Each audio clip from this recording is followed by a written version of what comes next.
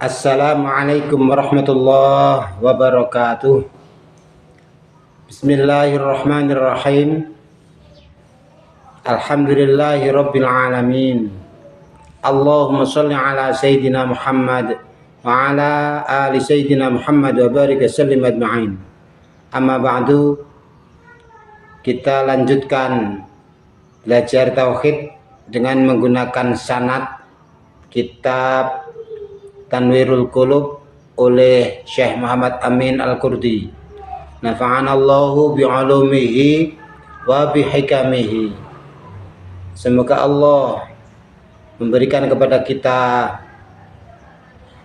manfaat dari ilmu-ilmu Syekh Muhammad Amin maupun dari kebijakan-kebijakan beliau. Amin.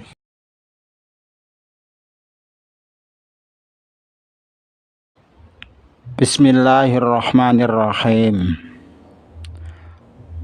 Wa ammal iradatu fahiya sifatun wujudiyatun qadimatun qaimatun bidzatihi ta'ala. Adapun sifat iradah, sifat maha menghendaki, dia merupakan sifat yang ada tanpa permulaan, melekat pada zat Allah. Yata'atta biha takhsisul mumkini bi ba'di ma yajuzu alaihi duna ba'din minal mumkinat al-mutaqabilat ala wifqi ilmihi ta'ala. Dengan sifat iradahnya, Allah menentukan sesuatu yang mungkin, ditentukan pada apa yang mungkin terjadi pada sesuatu tersebut, sesuai dengan apa yang menjadi ilmu Allah, sesuai dengan apa yang sudah direncanakan oleh Allah, sudah diketahui oleh Allah. Ini yang menarik adalah sifat tertentu ini ditentukan dalam hal apa saja. Ini ditentukan dalam hal salah satu dari al-mumkinat al-mutaqabilat. Hal-hal yang mungkin, yang berlawanan atau berhadapan. Fakulluma artinya begini, artinya nanti ada beberapa hal yang mungkin ada pada sesuatu, contohnya ada atau tidak ada, terus berwarna putih atau bukan putih, hitam atau bukan hitam, merah atau bukan merah, besar atau kecil, dan seterusnya. Itu adalah keadaan tertentu. Dalam logika, keadaan yang tertentu ini enggak mungkin keadaan tersebut menentukan dirinya sendiri menjadi tertentu. Jadi keadaan tertentu itu membutuhkan penentu yang bukan dia.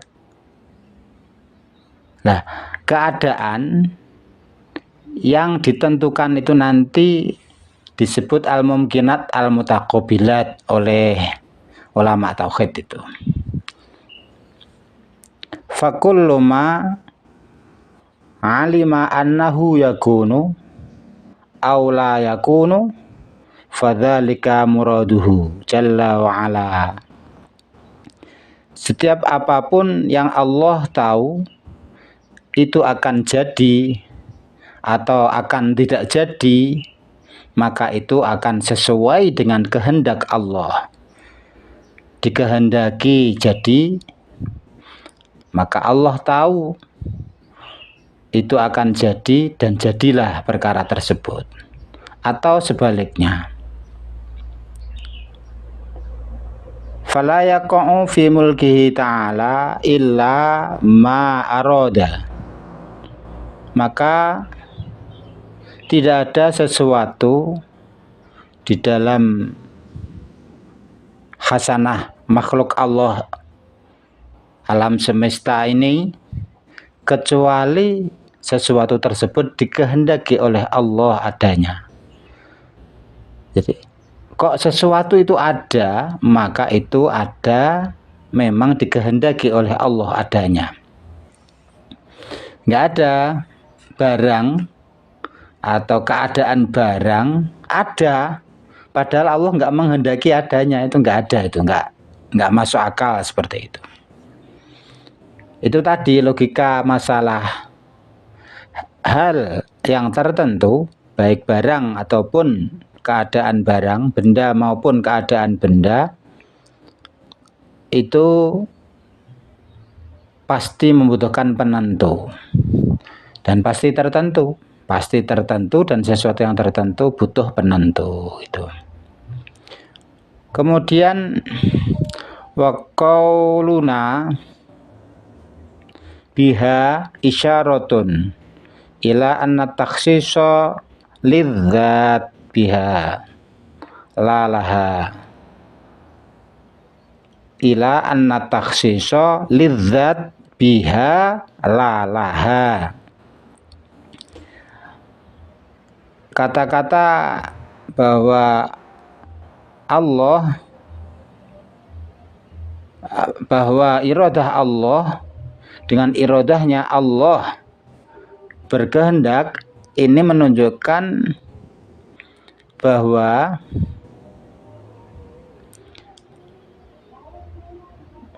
Allah yang menentukan, dan menentukan, sifat menentukan Allah adalah dengan sifat iradahnya. Bukan Allah menentukan sesuai dengan iradahnya, bukan. Tapi Allah maha menentukan menggunakan sifat iradahnya. Wal mutaqabilatu sittatun wahya al-wujudu wal adam. Kemudian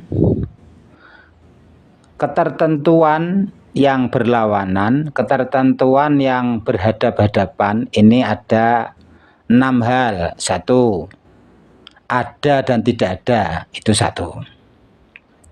Kemudian yang kedua, wal maqadiru, ukurannya besar atau kecil, berapa volumenya, berapa tingginya, lebarnya, luasnya, beratnya, ringannya, wasifat, dan sifat atau keadaannya, itu tadi besar atau kecil. Kemudian warnanya apa, itu sifat. Wal azminah, nomor 4 adalah waktu adanya kapan, malam apa siang, jam berapa, lebih berapa.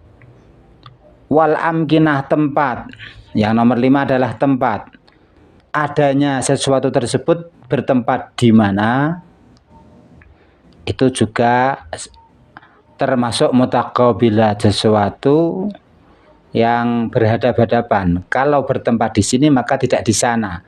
Kalau bertempat di Indonesia maka tidak bertempat di Malaysia. Kalau bertempat di Amerika maka tidak bertempat di Australia, dan seterusnya.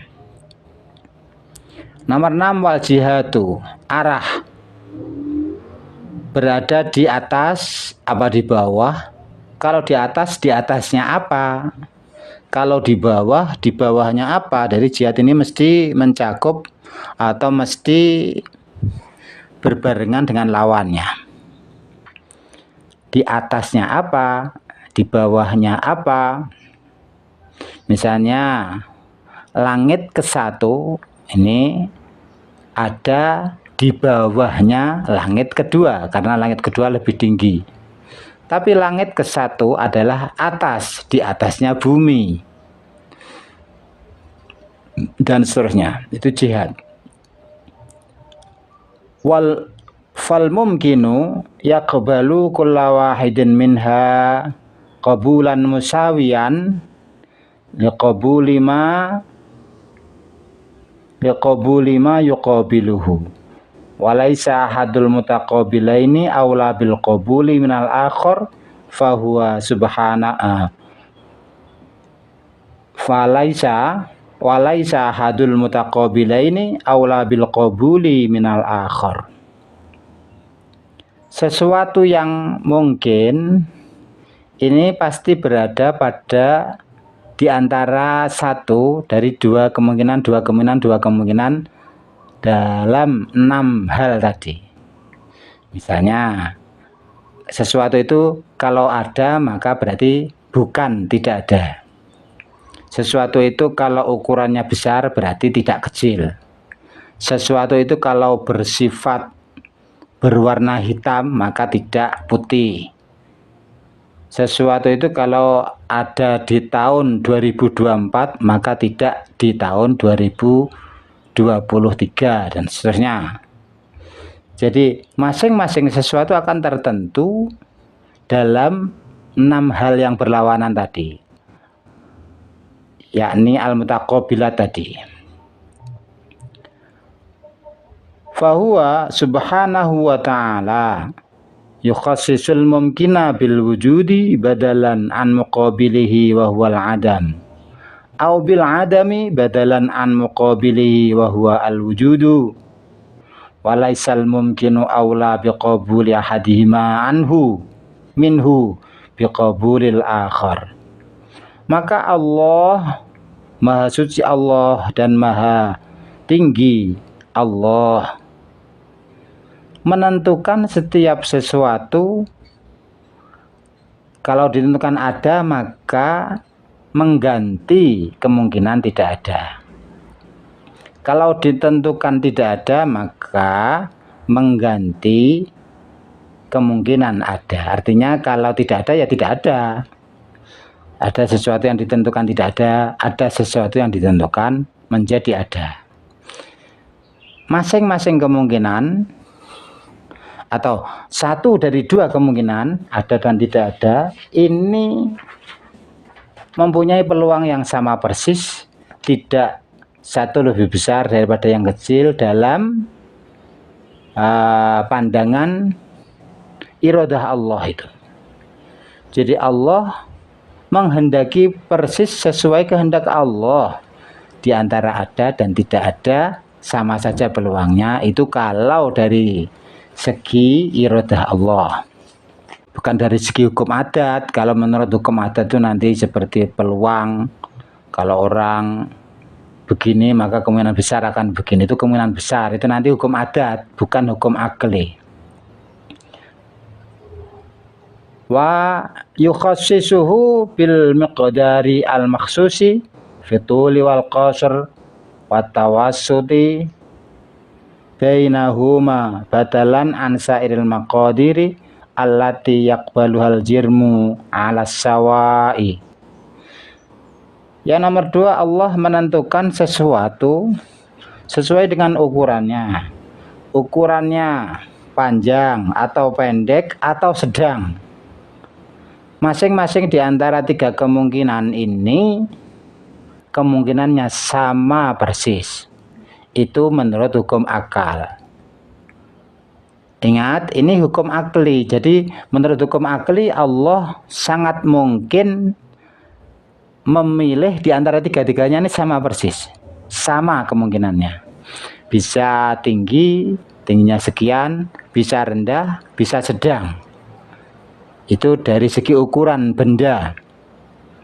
Artinya lagi-lagi kita harus ingat ini hukum akli bukan hukum adat. Kalau hukum adat, misalnya kita dapat mengira-ngira kalau seorang bayi dari orang tua yang tinggi postur tubuhnya, nanti bayi itu akan menjadi anak yang tinggi pula biasanya. Itu namanya hukum adat. Hukum adat.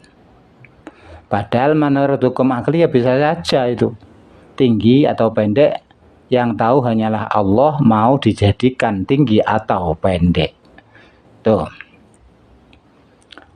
Wa yukhassisuhu bisifatin makhsusatin badalan an muqabilatiha fasawadu badalan anil humrah awil bayadi masalan bakal harakati badalan anis sukun wal adami badalan anil jahli ghairi dzalika minas sifatil makhsusati allati yaqbaluhal jirmu wa yaqbalu ma yuqabiluha 'alas sawa. Nomor 3, Allah menentukan sesuatu ini tertentu sifatnya. Tertentu sifatnya, kalau sudah tertentu maka tidak bersifat yang lain. Contohnya kalau sudah bersifat hitam, maka dia tidak bersifat bukan hitam seperti merah atau kuning atau ungu, tidak. Atau putih, ya tidak. Sesuatu ditentukan oleh Allah bersifat bergerak, maka dia tidak diam kalau ditentukan bergerak. Sesuatu atau seseorang ditentukan mengetahui atau mengerti, maka dia tidak bodoh atau tidak disifati tidak mengetahui. Jadi kalau sudah ditentukan maka tidak ada yang sebaliknya. Pada ketentuan itulah kejadian masing-masing tersebut sesuai dengan ketentuannya tadi, sifatnya apa. Nomor 4, wa yukhassisuhu bil wujudi fi zamani kadza badalan an muqabilihi mimma qabalahu aw ba'dahu bi ayyujidahu fi sa'ati kadza min yaumi kadza fi syahri kadza min sanati kadza badalan minaz zamanil mutaqaddimi wal mutaakhiri. Yang nomor 4, Allah menentukan sesuatu ini wujud di dalam waktu tertentu. Tanggal berapa mulainya, terus berakhirnya, habisnya, punahnya tanggal berapa. Waktu adanya kapan, berakhirnya kapan. Ini ditentukan oleh Allah. Lah, waktu apapun itu, ketika sesuatu kok ada dimensi waktunya, berarti pasti butuh penentu waktu. Pasti butuh penentu yang lain, yang bukan sesuatu tersebut. Enggak mungkin sesuatu itu menentukan dirinya sendiri, termasuk menentukan waktu berlangsungnya dia. Enggak mungkin. Waktu berlangsungnya dia butuh penentu selain dia. Disinilah ini kemudian kita nanti akan tergiring untuk memahami bahwa apapun yang tertentu pasti butuh penentu. Kemudian nomor 5, wa yukhassisuhu bil wujudi fi makani kadza badalan an muqabilihi kawujudihi bibulaqa badalan min wujudihi bil iraqi. Allah menentukan sesuatu itu ada pada tempat tertentu, dan kalau sudah ditentukan maka tidak ada di tempat yang lain. Contohnya sesuatu itu ada di daerah bernama Bulak, nama daerah ini. Maka kalau orang itu ditentukan lahir di Bulak, dia tidak lahir di tempat yang lain. Atau orang ditentukan menjadi orang bertempat di Indonesia, berarti orang itu tidak bertempat di tempat yang lain. Pada saat itu ditentukan di mana tempatnya tertentu dan ditentukan oleh Tuhan. Wa yukhassisuhu nomor 6 bil wujudi fi jihati kadza badalan min muqabilihi kawujudihi fil masyriqi badalal maghribi. Fayajibu an na'taqida anna lillahi ta'ala iradatan amatat ta'alluqi bijami'il mumkinati wa didduha al-karohatu. Nomor 6, Allah menentukan sesuatu yang ada ini pada arah tertentu. Di sebelah mana, umpamanya dari kalau suatu daerah, kalau dilihat dari Jakarta di sebelah baratnya apa di sebelah timurnya. Umpamanya katakanlah Sumatera ada sebelah barat Jakarta umpamanya. Kalau Jawa Tengah ada di sebelah timur Jakarta. Kan begitu. Jadi arah ini nanti selalu berkait dengan yang lain, pasti bersamaan dengan yang lain. Kalau ada arah. Jadi kalau disebut arah pasti ada dua. Nggak ada arah ini kok sendirian. Sesuatu kok sendirian, nggak ada arahnya. Tidak di atas, tidak di bawah. Tidak di depan, tidak di belakang. Kalau ada kata-kata di depan, di depannya mana, di depannya apa, di belakangnya apa, begitu. Di atasnya apa, di bawahnya apa, di kanan atau di sebelah kanannya siapa. Ada begitunya. Jadi arah menurut logika bahasa, logika kata arah pasti mencakup dua hal. Jakarta itu bukan di sebelah timur kalau dibandingkan dengan Lampung. Nah, kalau dibandingkan dengan Jawa Tengah, Jakarta itu ada di sebelah utara atau di sebelah baratnya Jawa Tengah. Kan begitu. Tapi Jakarta sekaligus di samping disebut sebelah baratnya, di sebelah baratnya Jawa Tengah, Jakarta juga sekaligus disebut ada di sebelah timurnya. Jadi Jakarta itu sebelah timur ya benar, di sebelah barat ya benar. Di sebelah timur Lampung, Jakarta itu ada di sebelah timurnya Lampung, benar. Tapi di sebelah barat juga benar. Jakarta ada di sebelah baratnya Jawa Tengah, loh benar juga kan gitu. Nanti sama, apapun yang ada di atasnya apa? Ini pasti dua hal. Berarti kalau disebut arah nanti pasti bersyarik, bersekutu dengan sesuatu yang menjadi bandingannya, menjadi titik tolak disebut arah atas, arah bawah, arah kanan, arah kiri. Ini titik tolaknya dari mana, melihatnya dari mana, nah gitu. Kemudian arah ini Allah lah yang menentukan. Misalnya bumi ini ada di bawahnya langit pertama. Misalnya begitu. Langit ada di atasnya bumi, umpamanya begitu. Ini yang menentukan adalah sang penentu. Sang penentu ini jelas ada. Dan nanti jangan kita kemudian berpikir dikira masuk akal, padahal itu nggak masuk akal. Kok mikir begini? Nah, terus sang penentu itu yang menentukan siapa? Lah itu namanya nggak paham dengan logika kata. Kalau dikatakan sang penentu ya berarti nggak pernah ditentukan. Sang penentu kok ditentukan? Kalau ditentukan itu namanya sesuatu yang ditentukan. Kalau penentu ya bukan ditentukan dong. Penentu kok ditentukan? Ini debat yang tidak masuk akal. Tidak bisa berpikir dari awalnya, jatuh dengan sendirinya. Nah, ini terkait dengan kata-kata perdebatan yang salah, dikiranya cerdas, dikiranya sesuatu pasti ada penciptanya.